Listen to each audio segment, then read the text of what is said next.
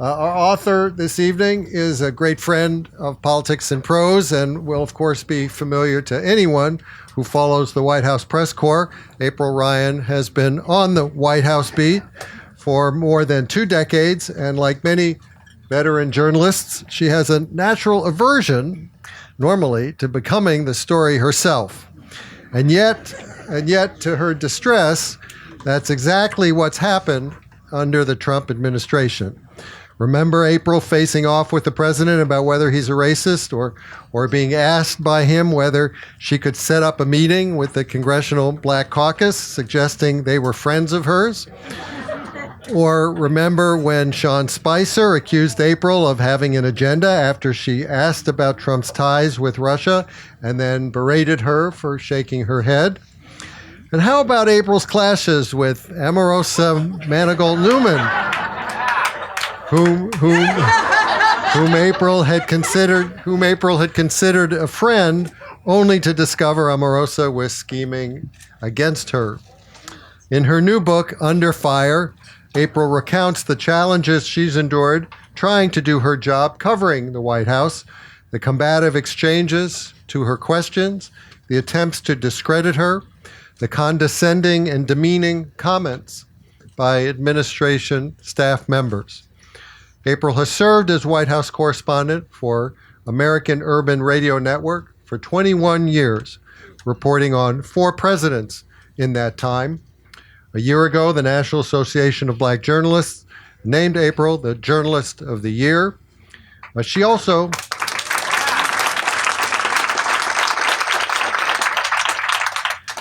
also took on additional duties last year, signing with CNN as a political analyst. And she's written 2 previous books, The Presidency in Black and White, and At Mama's Knee, Mothers and Race in Black and White.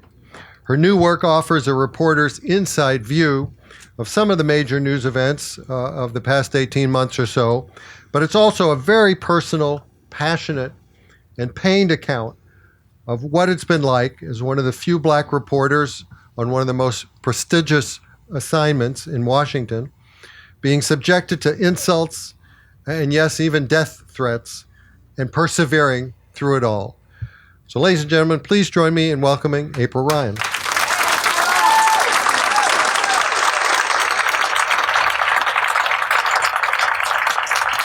Good evening. You can do better than that. Good evening.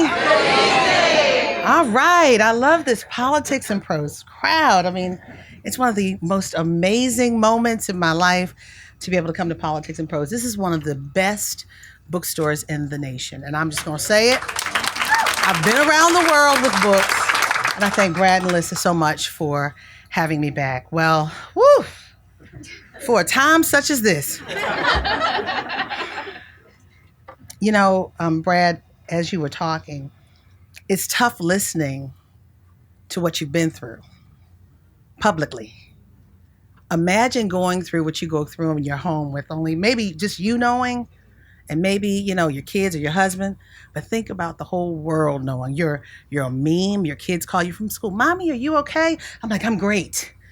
After the President of the United States, tells you that basically you're in with the DNC or with the Democratic Party and the CBC.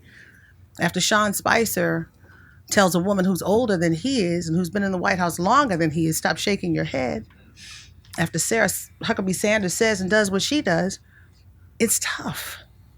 It's tough writing about what's happened over the last 2 years. And I'm going to tell you, it's tough reading it. It's tough writing, but it's tough reading because there are a lot of books out here right now that are talking about it. They've got videotape, they got audio tape. I'm not even going to go there. But it is a crazy time we live in. And I mean, I get teary-eyed, and I don't mean to. This is my first book event, and it's still raw to me because I'm still going through. And I see some of my friends that have been, okay, before we go any further, all of my friends who are here, I'm seeing them in the crowd, and they look like they want to cry too. All of my friends who have been on the beat with me, are on the beat with me, stand up, raise your hand. Some great reporters who are here. Come on, guys. Patty, Catherine. Where's Brittany? Okay. Some of my colleagues on the White House beat who have been there or who are currently there, thank you for coming. It's kind of tough. And the ones back there, Patty, Catherine, and Tina, knew me back 20 years ago when I started. It wasn't like this then. It wasn't like this. The press gets a bad name. Now, don't get me wrong. There are people in the press who are on the right. There are people who are on the left. And then you have some who are in between that I consider I'm a part of. That group that remembers Walter Cronkite. That's the way it was. I want to give you fact. Give you a little history about what this was, what it is, and what it looks like, what it smells like, what it tastes like, and then where we go from here. But now, when you do that, you're considered the enemy of the people. What does that look like? How does that feel? It makes me tear up. Because I'm that kid from Baltimore who still believes in what our founding fathers said. They never thought there'd be an April Ryan in the press room. They never thought there'd be a Twitter or social media or the Facebook or the Snapchat or the Gram. And they never thought there'd be a Barack Obama, a Bill Clinton, or a George W. Bush, or a Donald J. Trump. But I thank God for their foresight. And I mean, these founding fathers were people who probably had slaves. Some of them did have slaves. But for the grace of God, I'm in that room today asking questions. When you ask a question in that room, sometimes it shifts the atmosphere. It used to shift the atmosphere for the better. Sometimes when you ask questions, it puts on the table issues that the principals, the president, or those who are in his ear did not think about before. Sometimes it puts on the table issues where they say, okay, we have to shift and change policy. I'm going to give you a couple, for instances, a couple of questions that I asked before I get into them. I'm going to read a couple of excerpts from the book. How many of you already have the book? Amen, amen, amen. You're going to all buy the book. We're going to send this to a New York Times bestseller. Yes, I'm going to sign it. We're going to post it on Twitter and the Snapchat and the Gram and all that stuff. So we're going to make this thing go. We're going to say, Bob Woodward, we like you, but here we come too. So, I have much respect for Bob Woodward. But here's a couple of stories that I covered years ago. And you can go back in the archives and find this out, and it's the truth. There was a story about black farmers. How many of you remember the black farmer story? They were discriminated against. They were discriminated against by the Department of Agriculture. For 17 years. Bill Clinton said, okay, all right, you were discriminated against. We're going to make sure you get your money. They didn't get their money for over 17 years. But there was a reporter, a couple other people who kept asking questions, but I was the one in the White House. Mr. President, what happened to the black farmers' money? Kept asking. It kept being moved and pushed to the next president. Every president tried. It finally happened under Barack Obama. But when questions continue to come, things sometimes change. Okay, let me give you another, for instance. And I'm not in the pocket of any administration. I'm an equal opportunity offender, I guess. The NAACP has gotten angry with me. True story. The Congressional Black Caucus, who I'm friends with, has been mad with me before. And I don't know all the members. I don't know all the members. But they've been mad at me. I've had Bill Clinton mad with me because I used to always ask, when will there be an apology for slavery? I asked George W. Bush that. I mean, the Bush administration was mad at me. The Obama administration was mad at me. Now this administration is mad at me. I think about when I was there during the Clinton years. Sometimes people thought I was a Republican. During the Bush years, people thought I was a Democrat. During the Obama years, they thought I was Democrat, Republican. They couldn't figure it out. Now here, they think I'm a Democrat. I must be doing my job right. But I think about how we used to ask questions, and I think about the time with the Obama administration. Remember when the Salahis came into the White House? Remember when the Salahis, are they still in this area? What is it, Housewives of D.C.? Yeah, the Potomac is a new one now. That's, yeah. One of my college classmates is on that show. Sharice. No, Housewives of D.C. And they wanted to make themselves prominent on that show by going to the state dinner with the Indian leader. I asked the questions. I was getting information from those in the community of the White House, those who were close to the administration, those who were close to the president, and those who were outside who understood the process. And I had been there for a number of years at that point to understand how you go into the White House. Well, Robert Gibbs didn't like it, so he berated me publicly. But guess what? They changed back to the old policy because we asked questions about it. But at that time, there was retaliation. I mean, throughout the life of a reporter at a White House or at any political outlet, there is retaliation. There is retaliation. It is not pie in the sky. There is retaliation. But when you go to this level, we're the enemy of the people. We're fake. It puts a target on our heads. I write about it in this book. April Ryan Under Fire, reporting from the front lines of the Trump White House. I'm going to take you back to where it started. You want to know where it started? It started in Baltimore, okay. I started in Baltimore, but the story didn't start in Baltimore. It actually started back during the campaign. It started during the campaign when I thought I had a friend. And I'm not going to linger long on that story. But that person is now gone, but the residue lingers. And that person is taped and videotaped and says they're part of the resistance now, but lies.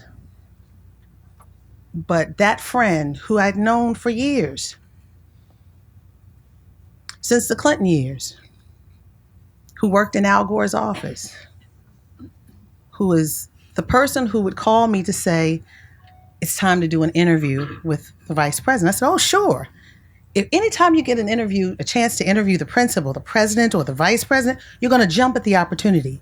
Because the first thing for a reporter is access to a president. You want to know what they're thinking, what it's all about, any issue.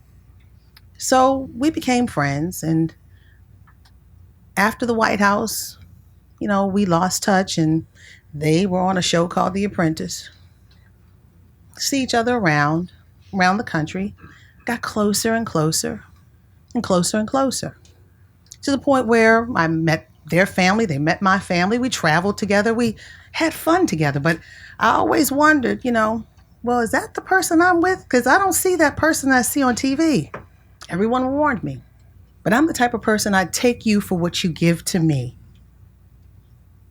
So let's fast forward to a few summers ago. We were close, we were friends. And then all of a sudden there was this thing called WikiLeaks that came up. And I'm going to say it this way. This is my take on history from a strange perch. A perch that I've been sitting in for 21 years, smack dab in the middle of that briefing room on the third row. She can't miss me when I raise my hand.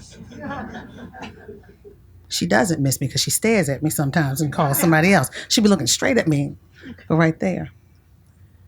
So anyway, our friendship deteriorated when WikiLeaks came out. I believe any reporter worth their salt, their pen and pad, were part of WikiLeaks. And I say that because in this town, it's about who you know and what you know. I had access to John Podesta. I had access to people in other campaigns. But at that time, I was wondering, why was it such a hard feat at that time for Hillary Clinton and the Black community to find common ground while Bernie Sanders was out there and others were out there? So I emailed John Podesta. And that email went around to the Clinton campaign. That's not unheard of. What WikiLeaks won't tell you is that I also reached out to Omarosa to interview Donald Trump. I called his assistant to interview Donald Trump. I emailed and called people who were close to Ben Carson. I emailed and called people who were close to Bernie Sanders. I emailed and called people who were close to Ted Cruz. So what you're getting is one side of the story is that, she was in WikiLeaks because of the Clinton emails, but you're not getting all of the story. So that person allegedly got upset. When they got upset, and this is all in the book, when they got upset, they started to lie on me, a career-ending lie, a lie saying that I was taking money from Hillary Clinton. That's not what WikiLeaks said, not at all.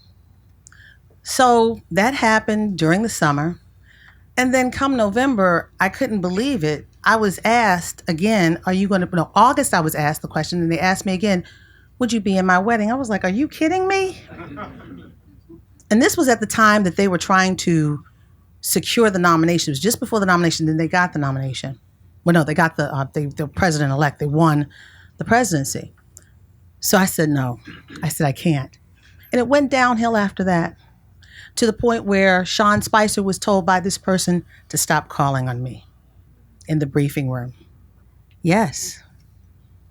If I don't ask some of those questions in the briefing room, they will not be asked. Those questions will not be asked. There's a certain segment of society that won't hear about issues pertaining to them if I am shut down. So it was strategic by this person to ruin me. So I'm going to start with this. Have you ever had the type of friend that you just couldn't read? 1 minute you think you have a good relationship, and then she will say or do something that totally changes your opinion. That's what it was like. I always felt like there was an agenda, some underlying reason for everything she said or did, as if it was yet another move in her reality show strategy to life. Then with the bridesmaid invitation, I couldn't tell if she was sincere, if she was trying to set me up, or if she just wanted to use my attendance to show that she had a friend in the press. I had no idea what she was telling Trump or others she worked with. So I thought my best approach was to just leave it alone and see how our relationship would progress.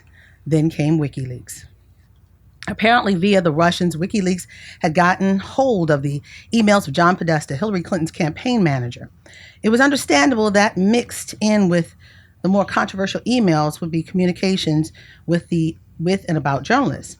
And as I suspected, there were emails from me in there.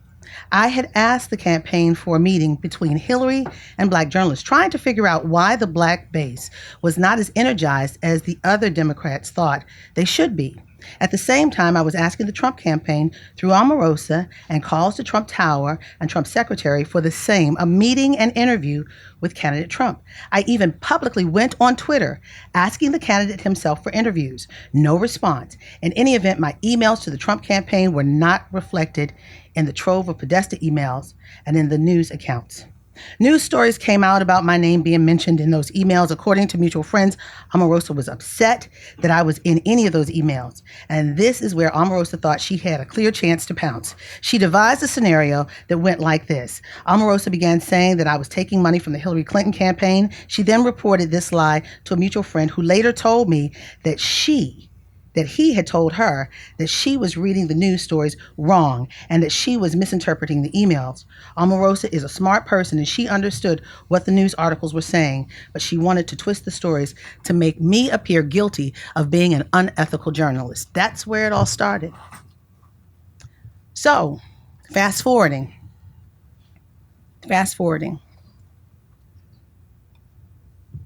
You remember February, March. The first press conference, the first solo press conference. Just a week and a half prior to that, there were rumors of an altercation between the Oval Office and the press office. It's true. I'm trying to save my name, and she was screaming for the president to come out the door to back her up in a fight. Yeah. Wow. You can't imagine, you can't make this stuff up. You cannot. You cannot make this stuff up. And I'm not going to linger long on this.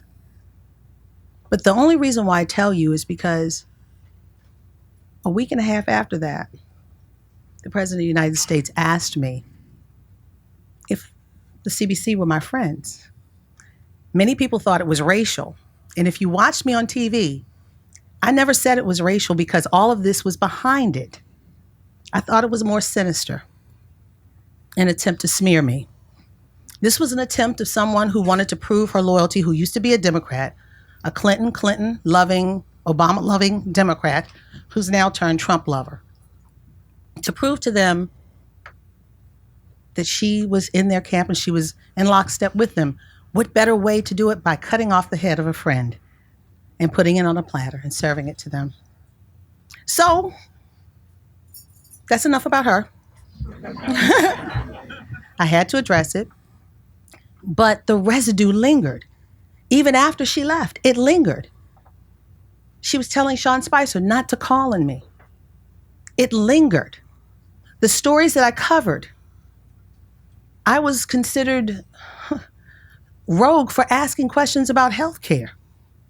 Elijah Cummings, Congressman Elijah Cummings, talked to President Trump the day of inauguration about matters of health care. But I'm rogue by asking about that. I'm rogue for asking about taking a knee.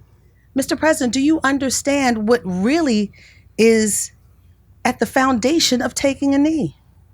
And in the book, I even talk about there were moments I wanted to take a knee in the press room. No, it's the truth. Especially when she wanted to bake me a pie that I did not eat. And I did not eat that pie. We tried to do a reset. It's in the book. What is it, Brad? 2 doors down. Yeah, we did. We had dinner. And there's a picture of it, not a tape of it, not a video of it, but there's a picture of it on the gram at Buck's Fishing and Camping. Because she wanted to figure out what went wrong with us, Sarah Huckabee Sanders. Right. Now, all of this is behind me, and you want to find out what went wrong with us? Sean's telling me, stop shaking my head. 1 minute he wants to call on me, next minute he doesn't. In a fight outside of his office, between his office and the Oval Office with someone in the administration, people are trying to discredit me. And then your boss is saying things about me to you. Where did we go wrong? Is something wrong with me? I'm like, that's where we were. It's too much behind us. An attempt to discredit one of the deans of the White House press corps. This is about the free press. If they do it to me, I talk about Charlottesville in the book. The weekend of Charlottesville, there's just a continuance of things that happened. Charlottesville, the weekend I received the Journalist of the Year Award, 2017. Charlottesville happened.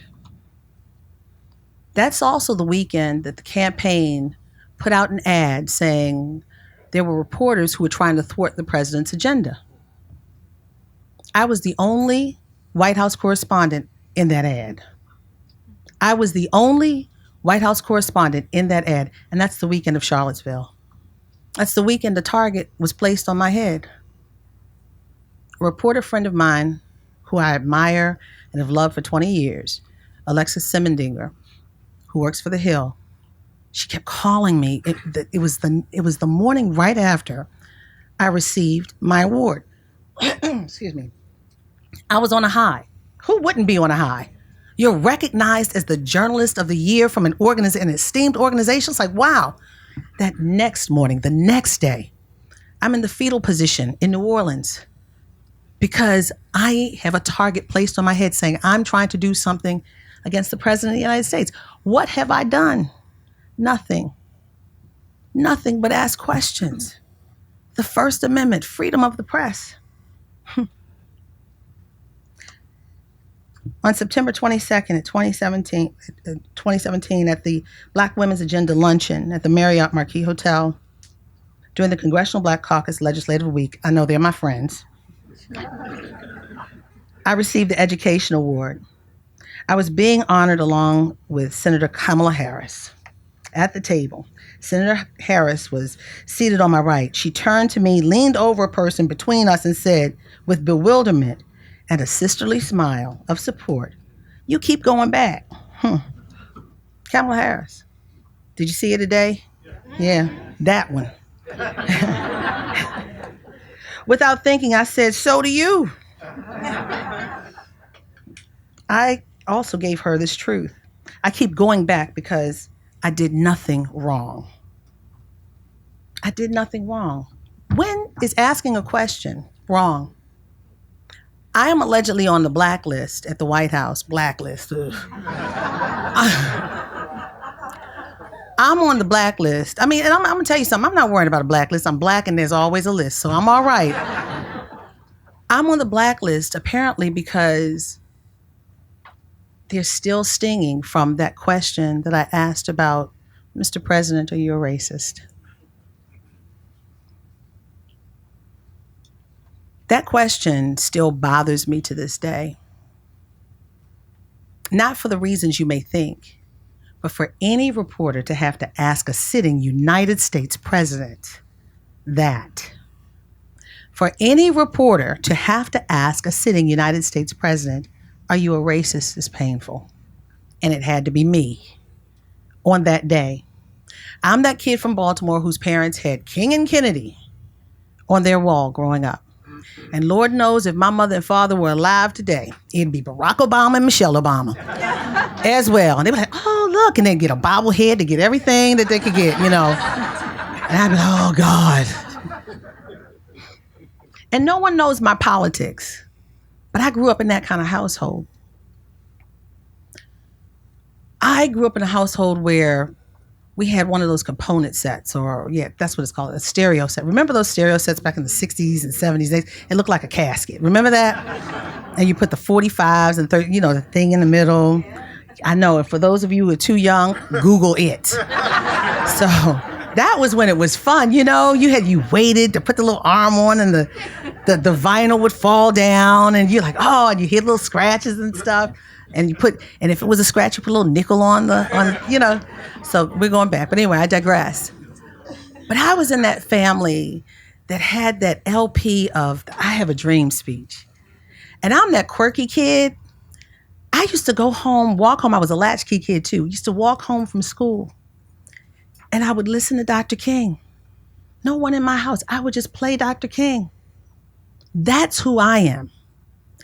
So that day that I asked the President of the United States that, I was conflicted. I was in pain. I really, up until the moment I asked the question, was trying to figure out if I was going to.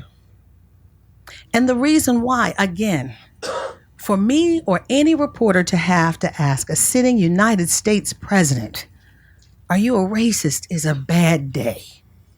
And on that day, if it weren't for Dr. King, I wouldn't be in that White House. If it weren't for many of you or those who marched, who bled, who died, and just maybe sat in or just quietly did their work, I wouldn't be there. President Trump was talking about expanding the national park of the King Center. That was the only time I had proximity to the President of the United States of America. Now, just before that time, we were hearing the words "S-hole," right? Just before that, we're trying to figure out what did he mean about Charlottesville. Also, we were trying to figure out about Haiti and Nigeria and the Huts. We were still reeling from the Niger issue with Frederica Wilson and LaDavid Johnson. We're still trying to figure out what the blacks have to lose, what the African Americans have to lose. So I started hearing this undercurrent from not just Black leaders, but from leaders, Black, white, Jew, Gentile, Protestant, Catholic. I was hearing this quiet rumble. He's racist. He's racist. And some were going in the news saying it. He had just said, or he said it and he denied it, but those who were credible in that room said he said it. So I said, okay, Mr. President, are you a racist? I asked 3 times. He didn't answer. But that news dominated the weekend. And he finally said he wasn't. But as a man thinketh, so is he. I actually cried walking out of the White House that day, fell into the arms of Dan Tutman, a cameraman I knew from Baltimore, because that was a crazy moment for me. This has not been an easy time to be a reporter. Many of us don't just go up there and raise our hand and say, oh, we think about the consequences, the cause, the effect. We think about who it benefits and who it could hurt. There's a lot that goes into asking questions. Freedom of the press. It's not just we just sit up there, hey, Mr. President, what's up?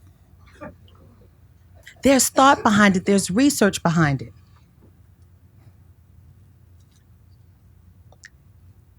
If they do it to me, they'll do it to somebody else. There are a lot of stories in here about the stories that I cover, like healthcare. And I want to give you this really fast. And then I'm going to go into questions. And I can't cover everything in half an hour. But I want to let you ask questions. But it's about healthcare, Chapter 2. January 20th, 2017 was the day Barack Obama left office and the new president assumed the post at 12:01 p.m. 12:01.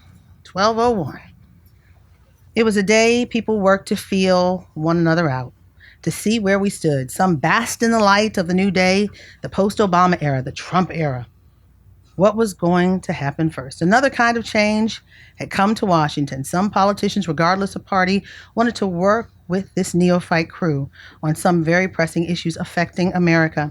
During the inauguration luncheon on Capitol Hill, President Trump and veteran Congressman Elijah Cummings, a Maryland Democrat, met up and agreed they should talk. For Congressman Cummings, things happened in a very interesting way. This wasn't his first rodeo involving reaching across the aisle to make things happen, or at least trying to make things happen. The thing he wanted to address was the high cost of prescription drugs. At the luncheon, the new president seemed very concerned about this issue and wholeheartedly agreed they should talk. However, time passed and there was no follow-up, but the issue weighed on Congressman Cummings' heart. He thought he had his window of opportunity to begin discussing in earnest, but nothing was happening. Radio silence on any connections. I was curious about those early days and how the new occupant of the Oval Office was settling in. I wanted to know what his schedule was like. Was he overwhelmed? Was he stressed out? I can only imagine what it would be like for this man to assume such a lofty position following such an accomplishment in his life. In my mind, he was probably doing his best to catch up on everything so that his staff and the American public would have confidence that he could handle the job. Do you have confidence? Okay. All right. All right. I just asked a question. However, after I talked to a staffer who was there during those early days, things played out much differently than I could have ever imagined. At that time, early in the administration, the president was using his executive time before, during, and after work. Start time for President Trump was generally 11:30 a.m. This was unheard of in the Bush and Obama administrations, or any other that I'm aware of. I checked in on their daily routines as well, and the latest they arrived at work was 8:30 a.m. It was not unusual for them to even begin the day at 7:30 or earlier. Those early meetings often allowed them to hold senior staff meetings and consultations with other world leaders who are in different time zones. It was apparent from the beginning that this president was going to follow a completely different routine, one particularly focused on TV news. While President Trump resides in the shop above the store, he always seems to be watching television, especially at the time when MSNBC's Morning Joe news talk show airs. One morning, the president saw Elijah Cummings on the air with Joe Scarborough and Mika Brzezinski. Congressman Cummings purposely made mention of the Inauguration Day meeting. In true Trump fashion, the chief executive responded for a change, not on Twitter. The president unexpectedly called Cummings without any advance notice or warning. I've known the congressman for a while, and he normally isn't shockable. But when one of his staffers reached him and said the president was on the phone, this time he was shocked. It is protocol to arrange the calls because both are busy men and may not be able to talk at the same time. With notice, both can prepare for the call and its agenda. Apparently, the new president was going to take a different approach, and the congressman adjusted. The two men finally discussed the issue of the high price of prescription drugs. They agreed to have a meeting because both men felt the issue was very important. Well, what followed was a mess. And this may have been why protocol was not followed to arrange for a proper telephone meeting. The novice Trump staff just couldn't figure out how to pull the scheduling together. Since the meeting didn't happen right away, instead of investigating the cause, Trump went out at his first press conference, his solo press conference, and accused Congressman Cummings of not wanting to meet with him. And you have to read the rest of the story. But there is good news on healthcare. But in the midst of all of this, being a target and under fire, which I am, I have hope. I have hope. And the reason why I have hope is because we, the people, are still forming a more perfect union. We, the people, are still forming a more perfect union. In the midst of the attacks, in the midst of the death threats, I have done nothing wrong. And in the midst of all of this, like Senator Kamala Harris said, you still keep going back. I'm not going to stop going back. I'm going to continue to raise my hand. She may not call on me, but that's okay because she's getting ready to leave anyway. She's getting ready to leave. She's trying to make an elegant exit. I've been there 21 years. Never faced anything like this. Tomorrow I will be 51 years old. Thank you. I'm the daughter of two great people who told me I can be and do anything as long as I work hard. I never would have imagined not being in the White House. But I tell you what, I cannot leave, and I will not leave. As long as there's breath in me, and as long as we still stand on what those great founding fathers who had slaves said. The First Amendment, freedom of the press. With that, thank you, and I want to take questions. And I want you to use these two mics on the side for questions. And I know there's some questions. First of all, I'd like to thank you for your courage. Thank you. And my question is, what can the average American do to ensure freedom of the press? You know what? I'm so glad you asked that. It is a great question. And it's a simple question. It's a great question. I said, we the people, sitting in that crazy perch for 21 years, I have watched the people who get the attention of presidents. The people, the squeaky wheel gets the oil. Don't believe that it doesn't. If you come together, if you organize, what does organize look like? Find like-minded people, come together and work on an agenda. I'm not telling you what to do, but I'm telling you what I see. When people come together, they can strike a powerful blow. I love social media, but social media is a crutch for people now. They hide behind their emojis and they do like, I'm cute. It's not about that. They come together on social media. What you can use social media for is telling people, this is where we're going to organize. Come out. There's still something to be said about that shoe leather, hitting the streets. And I think about the common day, the current day scenarios and examples. Parkland. Everything, we have been dealing with this gun issue for a long time. And I'm not talking politics or policy. I'm just talking about how they got the attention of this White House and the NRA. Now that's huge. They came out forcefully. I mean, we've seen our babies die in Newtown. We've seen so much. And then I think about when they the separation of the babies from their parents. People rose up. Voices were heard. If you lay down, you're going to stay down. And I just watch the people who make a noise and consistently do this. The most successful movement in this nation was the civil rights movement. The most successful movement. And you know, people have taken that blueprint from the LGBT community, LGBTQ, and I love my LGBTQ community. They're adding extra letters, and I gotta get hit with it and I want to be inclusive, but forgive me if I don't add the extra letters. The women's movement, the immigration movement. And the communities that have the highest numbers of negatives still in every category, I don't see them marching. Yes, it takes it takes people to be in the courts, but it also takes feet in the street. So I still believe in that. And I mean, I'm telling you, we as reporters, we cover those, Tina, am I telling the truth? We cover those who make the loudest noise. If you're not making those, we're like, no. If you make the noise, trust me. And he's on Twitter. He sees. And he'll tweet about it every now and again. But I think we still have to believe. We have forgotten. I think I have something in my spirit. I want my next book to be something about that. We the people, because I think we've forgotten who we are. We've forgotten that we have power. It is not about a mayor. It's not about a congressman. It's not about a president of the United States. It's about the people that elected them. They are to serve. And sometimes we forget you're paying their salary. I think people are forgetting that we have the power. And I just take back your power. That's all I got to say.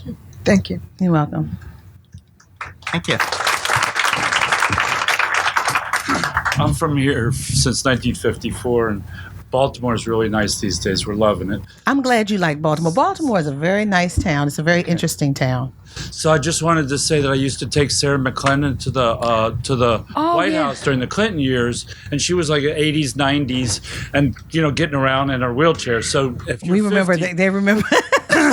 if you're 50, you're just getting started. Okay, you're just a baby. Okay? Thank you. I know I look like I'm 17. So hang in there. Don't stop. I'm gonna say this to you. I remember Sarah and Helen. I said, if I go that long, pull me out of there, because I just I want to leave and just do a graceful leaving and just say, okay, it's been nice. Want somebody to have a cake and say, but yeah. But we remember. Another 21 years. We'll see. Thank you, though. Thank you. Hello. Hi. Hi there. Hi. My question to you is, with the media now under attack from every direction, have you ever had one of those days when you're just like, that's it, I'm done. Like, I really can't do this anymore? Because hearing you speak, you have such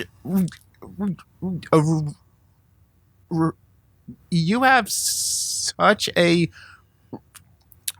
resiliency. Oh my gosh. Most people would be like, you know what? I can't. I mean, what drives you every day to get up in the morning? That's a great question. Thank you.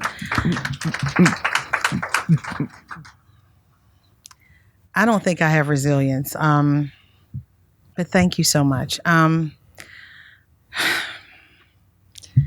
mother, when I grew up, my late mother, I just lost my father in August 8th. I lost my mother 11 years ago. And I have my mother's heart.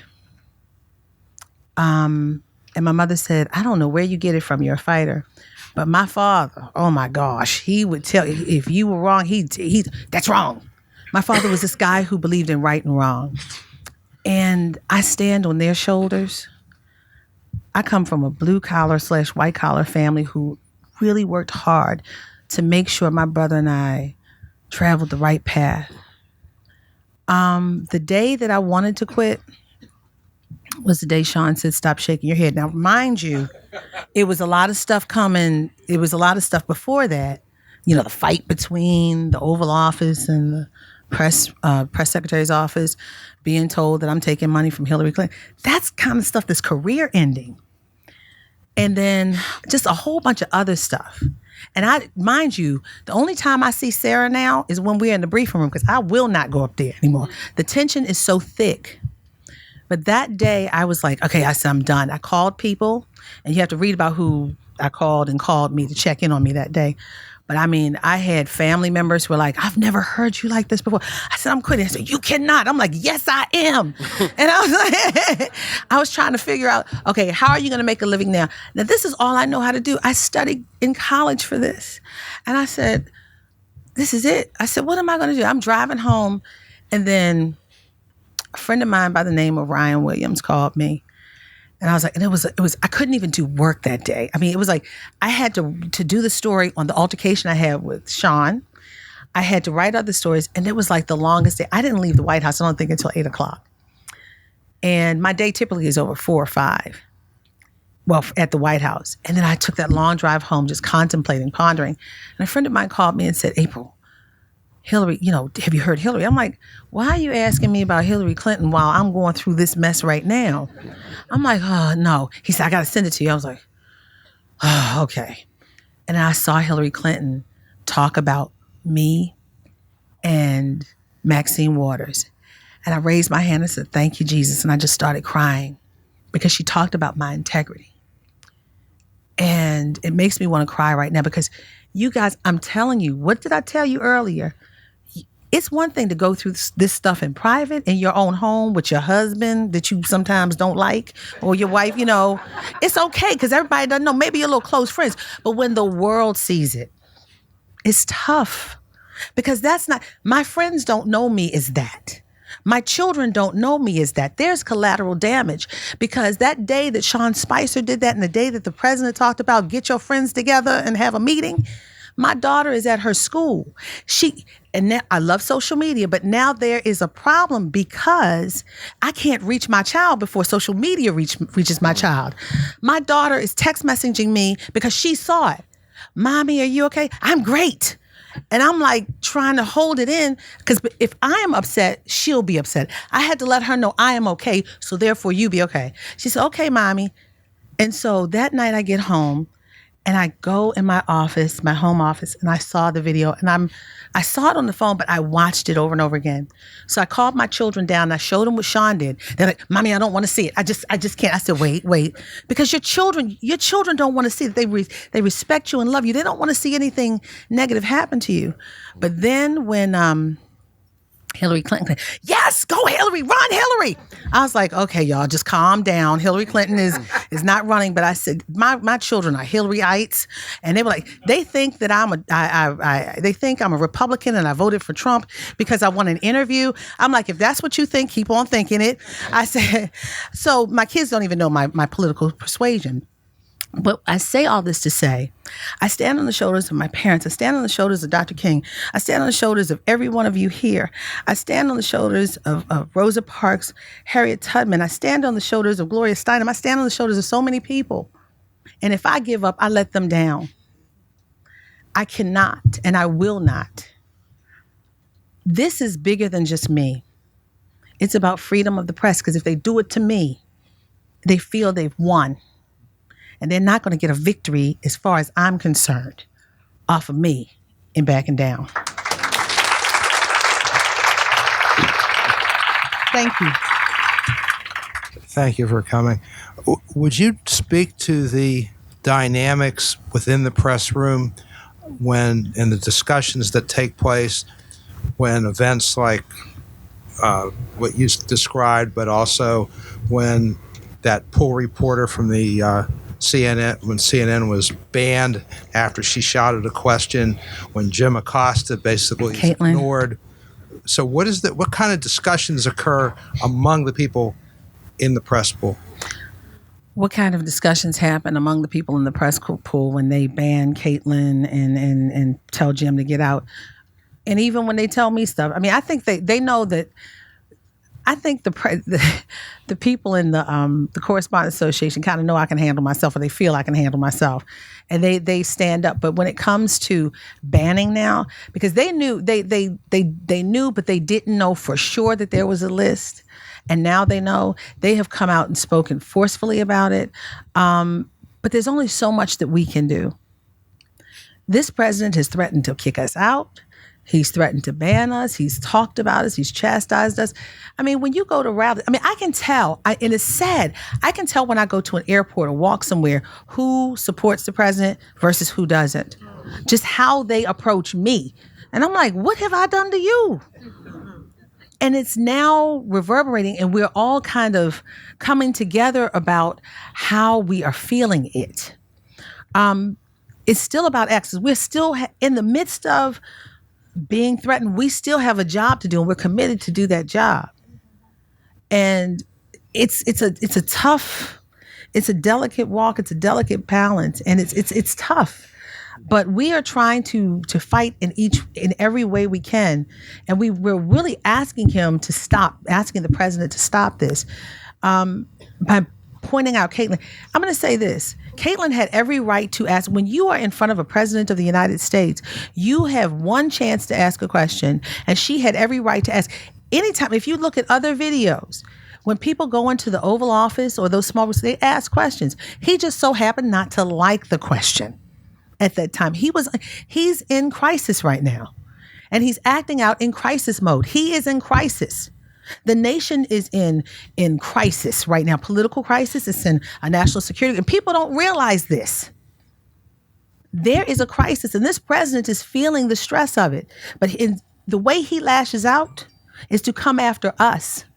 And that kind of emboldens his base and makes him feel like he's doing the right thing, because his base still believes in him highly. But the rest of the nation is seeing it like, wow, what's going on? This is dangerous.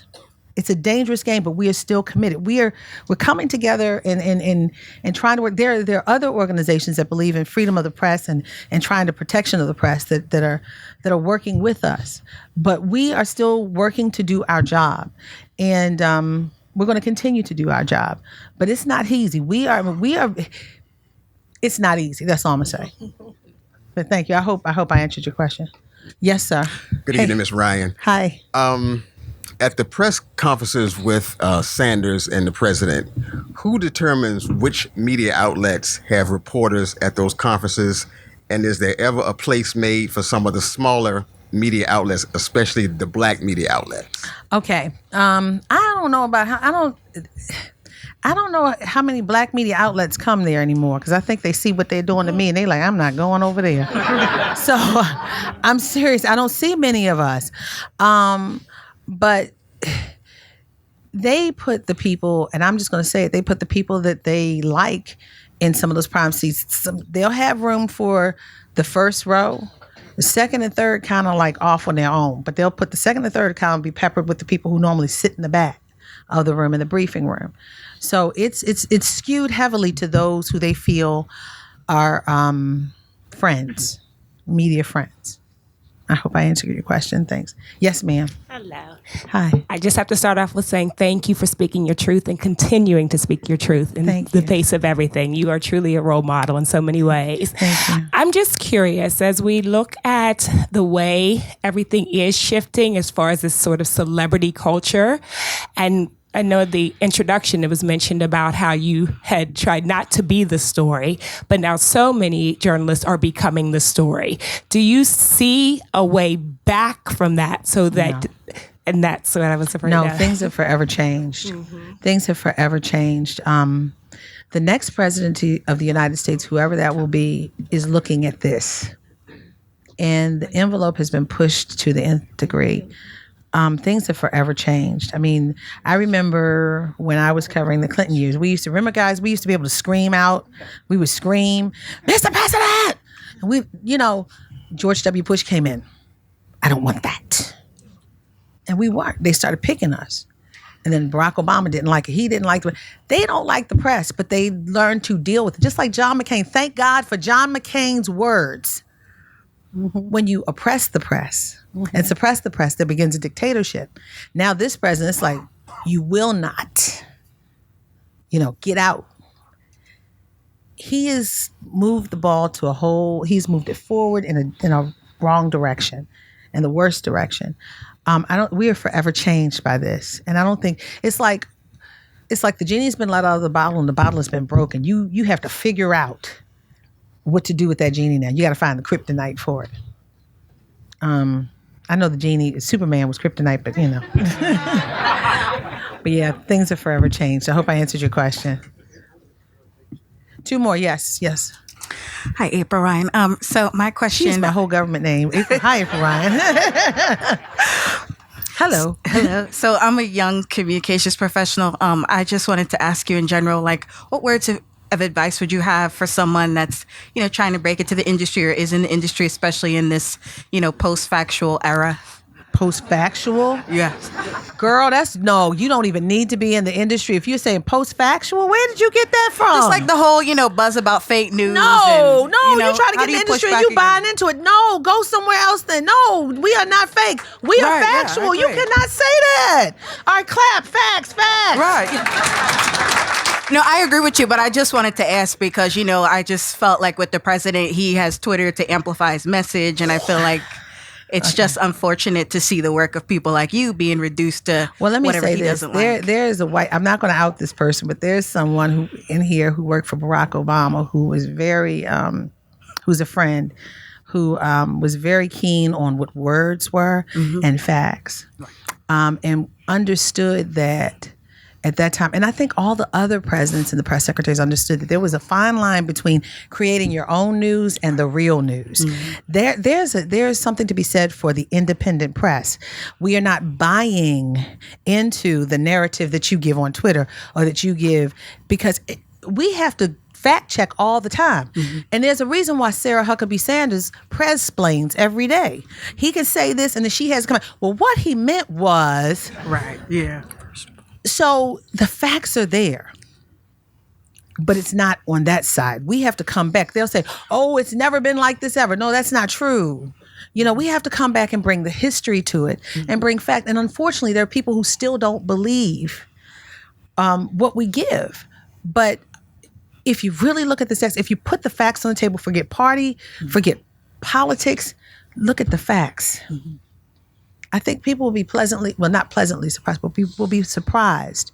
Facts are there, but people choose to go the way of what they like or what they think is right versus what is real. But if you're going to get into journalism, don't you ever say the post-fact era. Don't you? That's. I love you. I'm giving you love, but you, because we're trying to uphold facts. Right. Yeah. Yes. It's important. Yes, it's important. Yes, I'm never going to say post-fact era. We are factual. We're not fake. We're real. Amen. I agree. Amen. That's okay. Thank you. All right. Holding up the rear. Our last question. Thank you. And before we go into the last question, I want people to shout out, where are you from? There's a gentleman here from Atlanta. He came from Atlanta all the way. Yes. Raise your hand. Thank you for coming. And where's the farthest you've traveled from? Who's? I know people from Virginia, Maryland. What's another state? Where? Philadelphia. All right. Where's some other places? Not for this? Okay, well, she came from, okay. but you know what? I'm not discounting myself. Thank you for coming from Missouri for this. All right. That's right. All right, Missouri, Philadelphia, Atlanta. Johnstown, PA. All right, for this? Amen.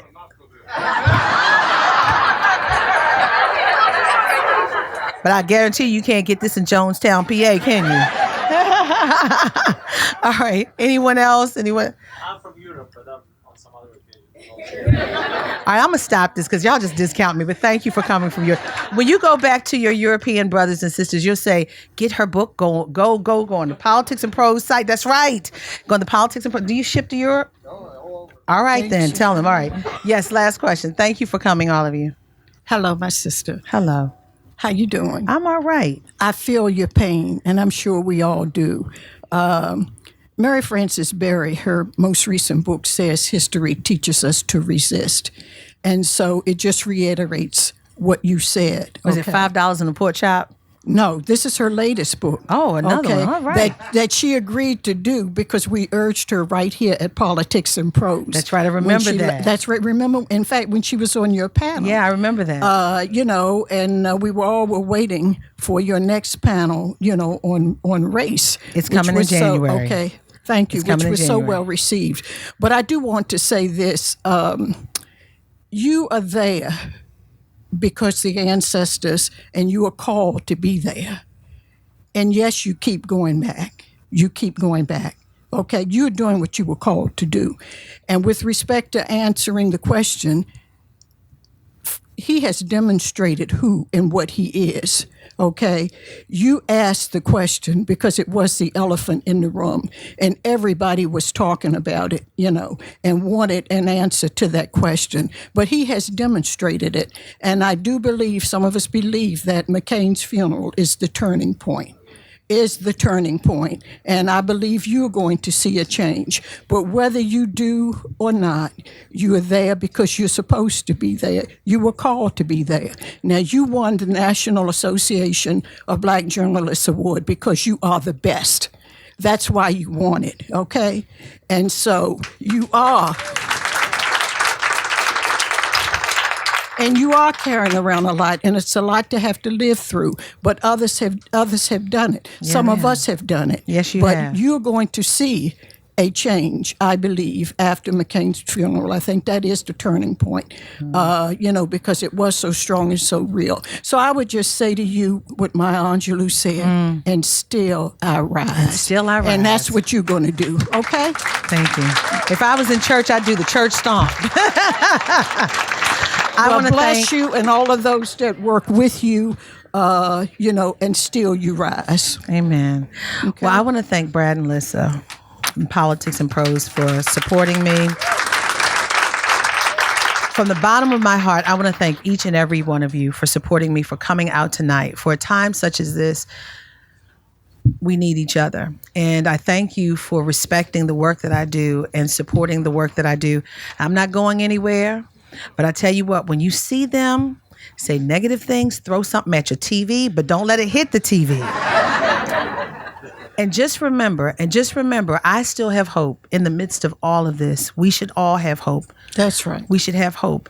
And I still believe we, the people, in order to form a more perfect union, we are and have been great and will continue to be great, even though we have keloids, zits, and scars. We, the people, in order to form a more perfect union. I still stand on those founding fathers' words, freedom of the press. Thank you.